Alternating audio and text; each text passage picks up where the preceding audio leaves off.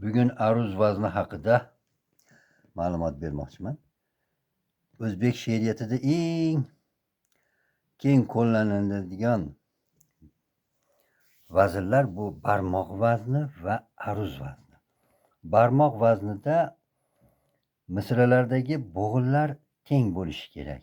Aruz vaznida esa misralardagi bo'g'inlar soni teng bo'lishidan tashqari cho'ziq qisqaligi ham bir xilda bo'lishi lozim. Mana bu v emas, balki belgi qisqa bo'g'in ma'nosini bildiradi. Bunisi esa cho'ziq ma'nosini bildiradi.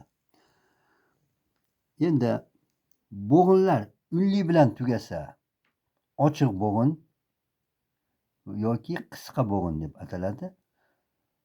Undosh bilan tugasa yopiq bo'g'in yoki cho'ziq bo'g'in deb aytiladi. Endi hamisha unli bilan tugagan bo'g'inlar qisqa bo'lavermaydi. O'rni bilan ular ham cho'ziq bo'lishi mumkin. Cho'ziq bo'lishining asosiy sababi tutuq belgisi bor. Masalan, alo, mano deganlarda albatta ular cho'ziq bo'ladi. Bundan tashqari kezi kelganda cho'ziq bo'lishi mumkin. Endi yopiq bo'g'inlar yoki cho'ziq bo'g'inlar deymiz. Undosh bilan tugagan bo'g'inlar albatta hamisha cho'ziq bo'ladi.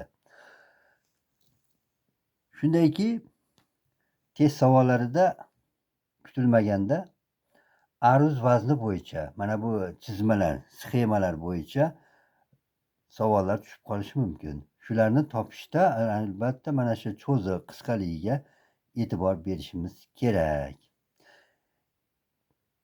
Kecha kelgundir debon, ul sarvigulru kelmadi. Ko'zlarimga kecha tong, otguncha uyqu kelmadi. Shunga o'xshagan g'azaldan berib, bu qaysi chizmada, sxemada deb so'rab qolinsa, albatta bunga javob berishimiz kerak. Vaqt juda ham qisqa bo'ladi. Ana o'shanda nimalarga e'tibor beramiz? Masalan, mana bu birinchi variantni olaylik. A, B, C, D hammasi bir-biriga o'xshab ketyapti. Lekin bir narsaga e'tibor berishimiz kerak. G'azallardagi misralardagi oxirgi bo'g'in cho'ziq bo'lib tugashi kerak. Qisqa bo'lib tugamaydi. Bu qoida. Mana shu qoidaga amal qiladigan bo'lsangiz, mana ko'rib turibsiz.